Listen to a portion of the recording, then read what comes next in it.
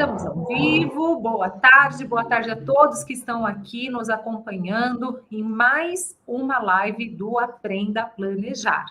Eu, juntamente com a querida doutora Cristiane Leal. Boa tarde, vou te pedir para abrir seu microfone, Cris. Boa tarde, doutora Kátia. Boa tarde a todos que nos assistem e os que vão nos assistir. Muito bem. Então, tá joia. Tem uma pessoa conosco já, boa tarde, seja muito bem-vindo, bem-vinda. Se puder, escrevam no chat como é que está o áudio e a imagem para vocês que estão nos acompanhando, tá ok? Então, veja só, vamos ver se vão comentar aqui. O tema dessa live de hoje é falando sobre o planejamento patrimonial em 4 passos.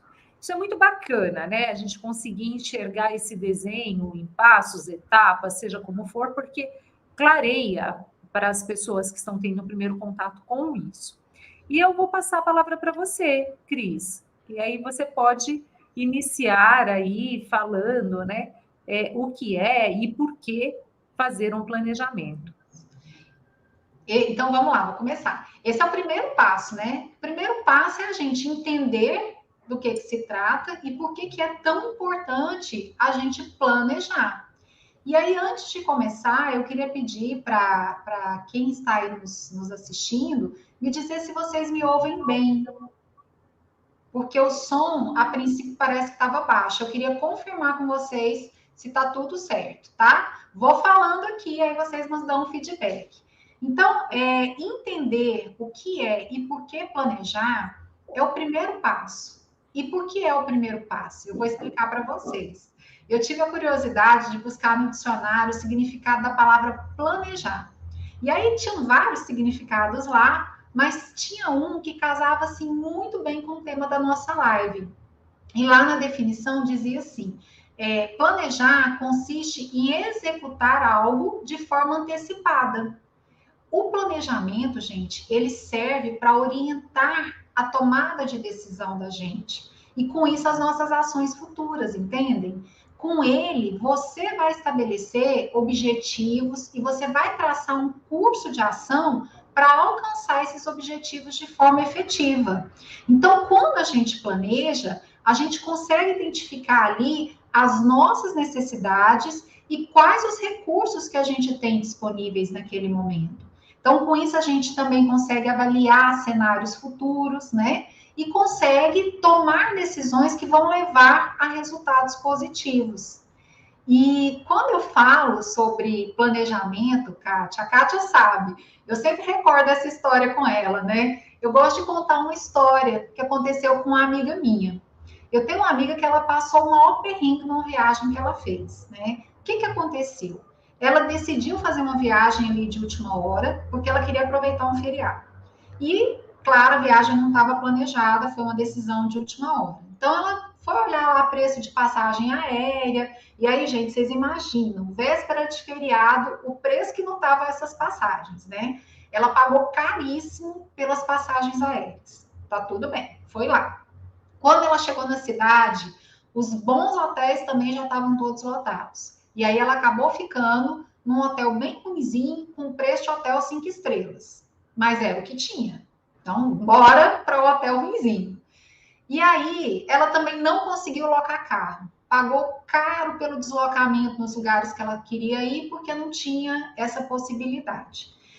Resumo da ópera, gente. Uma viagem que era para desestressar, além de ter saído muito cara para essa minha amiga, trouxe muito estresse.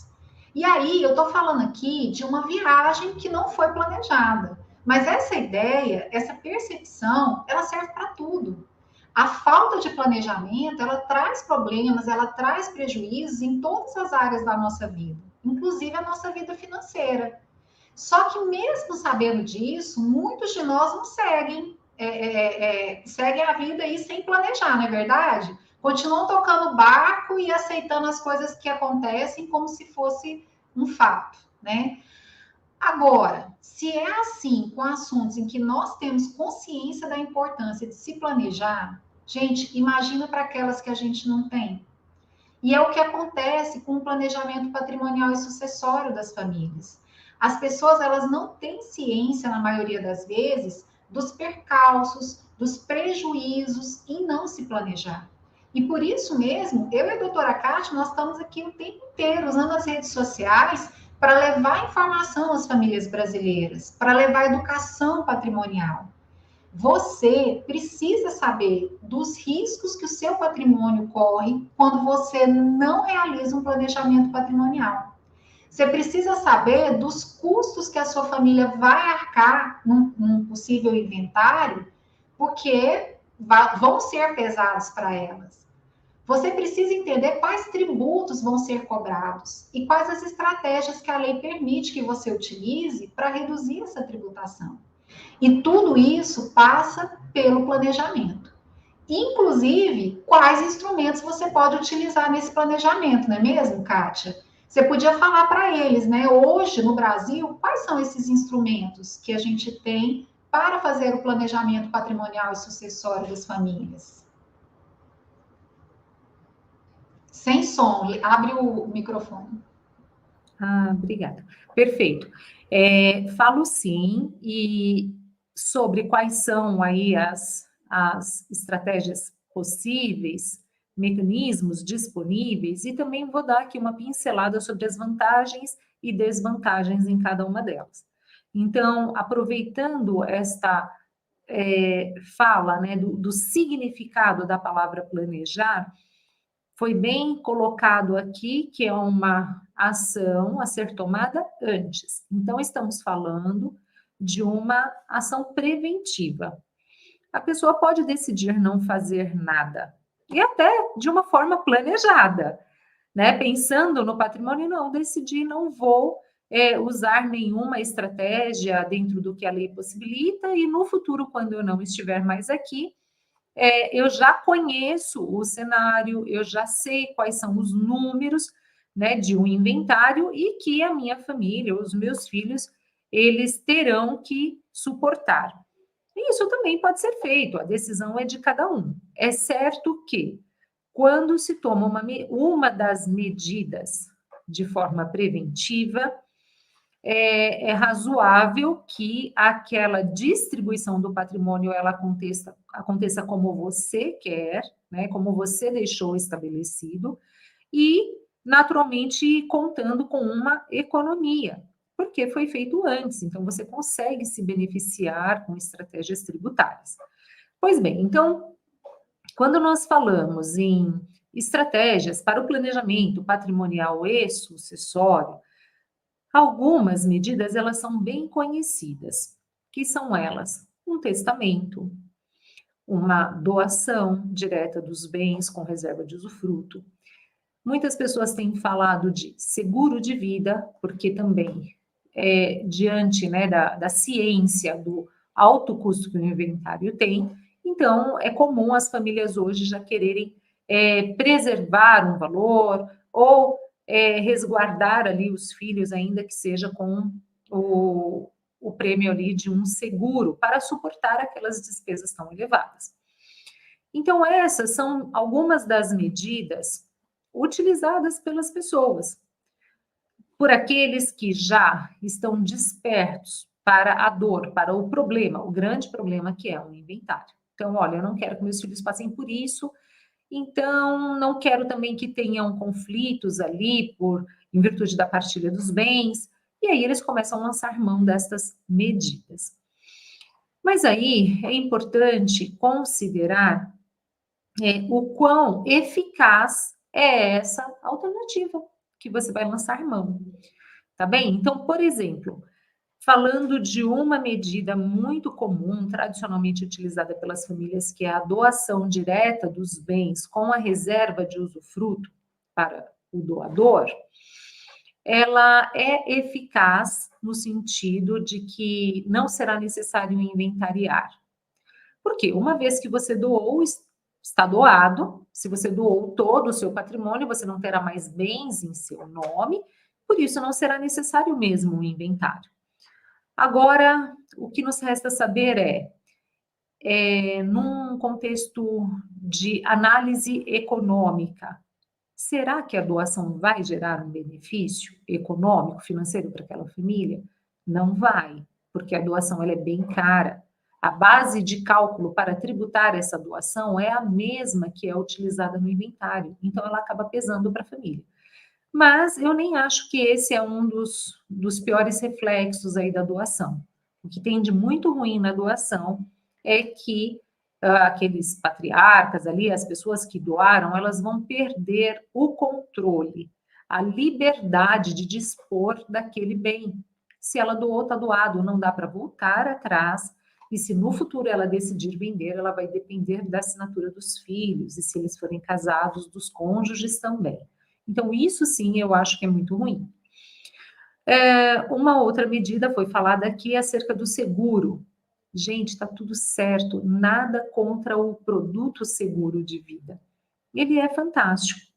Mas, convenhamos, se o resultado deste produto, ele vier para os seus filhos, para pagar despesas de um inventário, então, de verdade, o beneficiado não foram os seus filhos, tá certo? O dinheiro daquele seguro vai parar na mão do advogado, dos cartórios, do governo, enfim. Então, vale a pena um seguro de vida? Vale, mas talvez até para beneficiar os seus filhos naquele momento ali de fragilidade que estarão vivendo em virtude do luto. Então, vale a pena buscar um caminho que seja eficaz, que possibilite economia para sua família e que seja eficaz no sentido de realmente deixá-los livres de conflito e também do alto custo, das despesas elevadas que o inventário gera. E aí, por fim, algumas pessoas lançam mão de um mecanismo bem arcaico, que é o testamento. Esse não é eficaz em nenhum dos sentidos. Ele não vai impedir o inventário, porque apesar de você fazer o testamento, ainda assim, estes bens terão que ser inventariados. Mas o que é pior, ele ainda fica mais caro, porque além das despesas do inventário, a família ainda terá que lançar mão de um procedimento judicial antes da distribuição do inventário, que é o registro, abertura e cumprimento daquele testamento.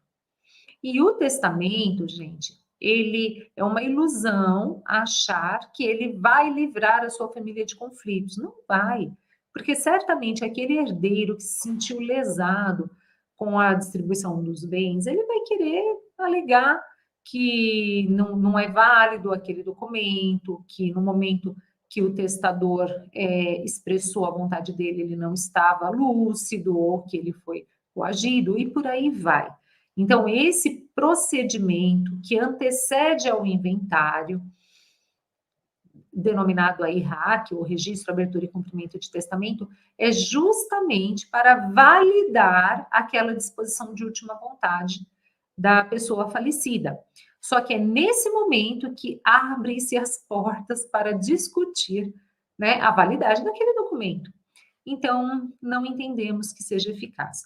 É claro que essa ferramenta do testamento, em alguns cenários, ela se mostra muito eficaz, tá bem? Mas se for num modelo padrão, onde os patriarcas ali pretendem beneficiar de forma igualitária os filhos, ou ao menos sem que tenha grandes prejuízos para um em favor do outro, não se faz necessária essa medida. E hipótese nenhuma, não acho que beneficiaria. E aí, nós hoje temos entregue uma solução para muitas famílias, que também é uma outra estratégia de planejamento patrimonial e sucessório, que tem representado uma economia absurda comparada a estes outros mecanismos e que preserva o total controle daqueles proprietários. Então, eles vão sim planejar a sucessão, mas por intermédio de uma pessoa jurídica, de uma empresa, de uma holding. E aí, apesar deles beneficiarem aos filhos através de doação de cotas societárias, o que é muito diferente do que fazer a doação direta dos bens, eles vão preservar para si o direito de gestão, de administração, com total liberdade para vender, para comprar novos imóveis, para fazer retirada de resultados financeiros aí. Então, é isso, né? Existem várias formas de você pensar no planejamento, mas vale a pena escolher a que seja eficaz, tanto num contexto de proteção, de liberdade da sua gestão dos bens, e também se de fato vai gerar uma economia ou não para sua família. Agora, é complicado, né, Cris? Eu vou abrir aqui uma brechinha para você falar de algo que, infelizmente, é o que tem feito as pessoas pagar o alto preço. Que é assim, como planejar é uma medida preventiva, ou seja, isso é completamente diferente do que acontece no inventário. No inventário, as famílias chegam no escritório de advocacia, assim como o meu, como o da doutora Cristiane Leal, com a corda no pescoço. Eles acabaram de perder um ente querido, a corda não, desculpa, a faca, né? Tipo, faça agora, tem que fazer agora. Então, acabaram de perder um ente querido e a lei estabelece um prazo bem curtinho de 60 dias que você tem que cuidar dessas questões burocráticas e aí, na maioria das vezes, é nesta ocasião que a família é surpreendida com aqueles elevados números do absurdo do imposto, das custas com cartório ou, por vezes, custas judiciais e com os honorários. E aí, vai dar para ele pensar, para ele decidir com calma se ele vai ou se ele não vai fazer? Não, ele tem que fazer, ele tem que ser dentro deste prazo. Ok, agora quando nós estamos falando de um planejamento patrimonial sucessório, as pessoas estão vivas. E com alegria hoje, temos atendido aqui em nosso escritório, acho que você também, né, Cris, aí, clientes saudáveis, né? Na melhor fase da vida deles, e que está tudo bem, só são pessoas conscientes, que têm um patrimônio, não precisa ser expressivo, tá? Mas muitas das vezes, os mais preocupados é porque tem um patrimônio, né, já significativo. E está tudo bem, eles estão saudáveis, estão fortes, mas eles, até com um senso de responsabilidade, querem deixar isso resolvido. Mas eles precisam fazer agora? Eles precisam fazer dentro de 30, 60 dias ou dentro deste ano? Não. Eles é quem vão decidir quando vão fazer. Agora, por ser uma medida preventiva, corre-se o grande risco de não fazer. E aí, agora eu vou deixar para você dar nome para essas pessoas, viu, Cris? Então, olha só, a nossa proposta com essa live foi falar sobre planejamento patrimonial em 4 passos, não é isso? O primeiro passo seria entender o que é, né, e por que planejar. O segundo passo é entender os instrumentos disponíveis hoje no nosso país e as suas vantagens e desvantagens, porque esse conhecimento é o que vai te dar capacidade de escolher aquilo que é melhor para você e para a sua família. E o terceiro passo é não ser um procrastinador. Então, a palavra que a gente tem para definir essa pessoa, que a doutora Kátia estava falando, é essa: ser procrastinador. Então, não seja um procrastinador. Planeje e execute. Esse é o terceiro passo do planejamento patrimonial, justamente porque planejar é uma escolha, é uma opção e não uma obrigatoriedade. E o que é procrastinar? É deixar para depois, é postergar algo que você precisa fazer. O procrastinador, gente, ele tem conhecimento, ele já identificou o problema e ele sabe que tem uma solução, mas ele não age, ele não executa uma ação. É um conhecimento, então, entendo eu, que de nada adianta. E eu acho até pior do que aquela pessoa que ignora o problema. Porque quem ignora o problema tem ali uma desculpa, a desculpa de não saber. Mas o procrastinador não. Ele sabe e sabe, inclusive, dos riscos que correm. Mas ainda assim continua sem agir e sem tomar ali uma atitude. E no caso do planejamento sucessório, isso é especialmente ruim porque ele vai atingir não a nós, mas as pessoas que nós amamos e para quem nós dedicamos a nossa vida naquela construção de um patrimônio. Porque, gente, quando a gente está aqui, né, trabalhando e construindo algo, esse algo é para quem? É para os nossos filhos, é para quem a gente ama. E por isso mesmo nós dizemos que o planejamento sucessório, ele é um ato de amor, porque não é para quem faz, é para quem nós amamos, é para quem nós vamos deixar. Se você não planeja a sua sucessão, os seus filhos vão ter que enfrentar um longo e doloroso processo de inventário. Isso é um fato. E isso vai acontecer porque quando você podia decidir, você não decidiu.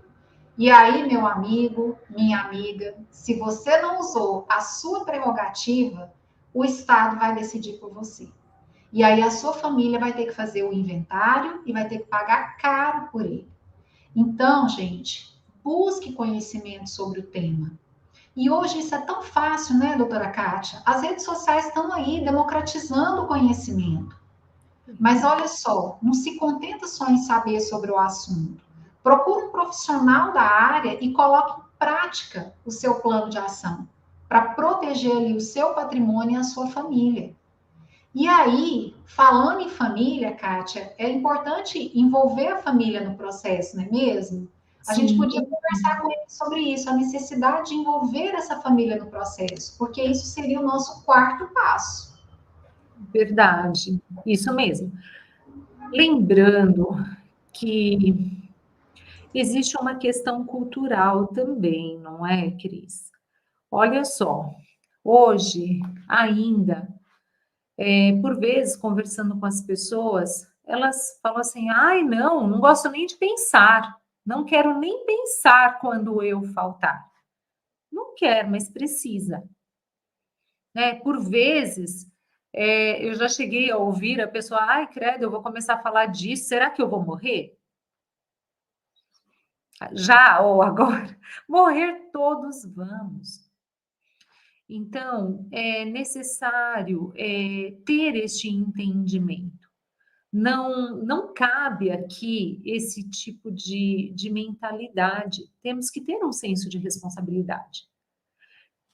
Se você se encaixa na regra de que tenho bens e tenho filhos ou pessoas para quem deixar, então não seja um procrastinador. Ouça essa orientação que a doutora Cristiane Leal acabou de deixar. Planeje, execute este planejamento para que você fique tranquilo. Se eu vou morrer logo, ou sei lá, daqui 10 anos, 30 anos, não importa. O fato é que essa questão ela já vai estar resolvida. Agora, diferente do nosso país, nos Estados Unidos, alguns países da Europa, lá já faz parte da cultura deles. E eles têm isso de uma forma muito tranquila. E por isso conseguem tomar medidas, digamos, mais inteligentes no contexto de educação patrimonial. Eles partem da seguinte premissa: se eu não tenho vida eterna aqui neste mundo, eu não devo ter bens em meu nome. Por quê? Porque quando eu falecer, para transmitir isso para os meus herdeiros vai ter um custo alto. E quando eles falecerem, vai ter outro custo alto para passar para os sucessores deles. E assim vai. Então, eles entendem que, poxa vida, então eu vou ter todo o acervo patrimonial dentro de uma pessoa jurídica, porque pessoa jurídica não morre. Agora, quando a doutora Cristiane comentou a importância de envolver a família neste processo, é para que ela, seus filhos, né, aprendam com o seu exemplo. Hoje, com o seu senso de responsabilidade, com esse olhar de economia patrimonial, você vai tomar a decisão de constituir uma pessoa jurídica, de levar seus bens para lá, de já planejar a sucessão doando cotas para os seus filhos. Por quê? Porque você não quer que boa parte do seu patrimônio se escoe pelo ralo, indo pagar impostos, honorários, custas. Só que aí, no momento que você participa isso para os seus filhos, desta decisão tão acertada, eles também, em um determinado momento na vida deles, eles já vão tomar estes passos de igual modo, né? Especialmente quando aqueles pais não estiverem mais aqui. Aí eles, poxa, tudo que eu recebi dos meus pais está dentro dessa estrutura empresarial e daqui a pouco sou eu quem terei que estar, né, passando o bastão. Então, vão fazer a mesma coisa.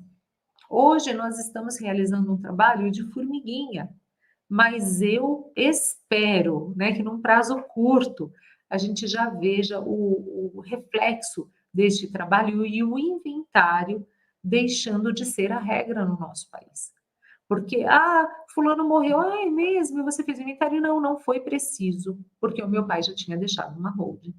Entende? Então, esse é o nosso desejo, esse é o nosso esforço, para que o maior número de pessoas sejam alcançadas com estes conteúdos informativos e eles saibam que existe uma solução eficaz para que eles não tenham que cair na regra do inventário. Agora, basta resolver só o seu problema?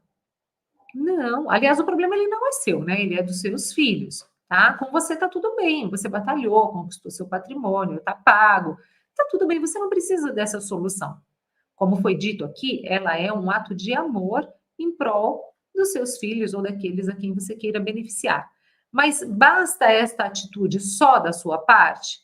Não, né? Porque amanhã ou depois, se os seus filhos não tiverem aprendido com o teu exemplo, ou se você não tiver envolvido eles nesta solução, de modo que mude também a cultura e a consciência deles, aí eles até vão receber aquela holding, mas também não vão se preocupar em planejar no futuro, e aí pronto, mais uma vez aquele patrimônio vai voltar à regra de ter que ser inventariado. Então, isso, será que esqueci de alguma coisa? Não, foi perfeito. E só falar, né, Kátia, que aí a gente deixa de falar de herança, quando a gente consegue fazer essa mudança, né, de paradigma, a gente deixa de falar de herança e passa a falar de legado, né? Porque uma Exatamente. coisa é você deixar um patrimônio que vai se perder, que vai ser alvo de disputas, de brigas, né? E outra coisa é você deixar um legado que vai ser, a partir dele, aumentado, né, expandido, crescido ali com a família, com todos trabalhando em conjunto, né? Então,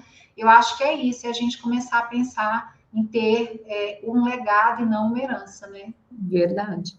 E essa frase que eu vou dizer agora é conhecida, uma pergunta, na verdade, conhecida de muitas pessoas, que é a seguinte: o que você quer deixar? Herdeiros ou sucessores para o seu patrimônio? Então, existe uma diferença, mas não é a mesma coisa? Não, não é a mesma coisa. Porque sucessor é aquele que vai te suceder, não apenas na propriedade, ou até mesmo não somente na administração dos bens que você terá deixado. Ele vai te suceder também na sua cultura, no seu entendimento acerca de como se relacionar com os seus bens. Tem que enxergar isso. Eu conto sempre nos seminários de situação, eu já estou ficando bem velhinha, há mais de 20 anos fazendo inventário aqui na minha região. Começou cedo, Kátia. Comecei cedo, foi. Aí, olha só. Não adianta a gente se enganar. Estou velhinha também. Comecei cedo e estou velhinha. Mas olha só, é até triste esse contexto, porque 3 famílias que lá no passado, né, isso já aconteceu por 3 vezes aqui no nosso escritório, que eu fiz o inventário, todo o patrimônio que era do pai, através do inventário foi transmitido para aquele filho. Passado alguns anos, aquele filho morreu. E aquele mesmo patrimônio, agora somado aos bens particulares dele, né, que adquiriu ali durante o casamento dele com a esposa, foi inventariado de novo. Então, isso já aconteceu, né, com 3 famílias aqui. Quando a gente olha isso, é uma judiação muito grande, porque o bem em si, né, a casa, o apartamento, tal, o imóvel ele está lá, mas de verdade esse patrimônio ele não vai subsistir por 3 inventários. Vai ter sido corroído pelo alto custo deste processo. Então, a pessoa não entende isso. Ah, não, mas essa casa que era do meu avô, que passou por herança para o meu pai, agora ela é minha. Tá, você tem a casa, mas tudo que já se pagou para que chegasse até suas mãos foi o preço do bem. Então, é muito caro. As pessoas precisam ter esta consciência. Hoje falam muito sobre educação financeira, que é espetacular, né? Eu não gosto muito desse assunto, gostaria até de entender mais, e tá tudo bem, mas hoje é muito fácil acesso, a informação está na palma da mão. Ah, quero entender aqui sobre investimentos, melhores aplicações, tá tudo certo. Queremos agigantar o nosso patrimônio? Quem não quer? Mas de que adianta você querer fazer o seu patrimônio crescer se depois você não percebe os impactos tributários que incidem sobre ele?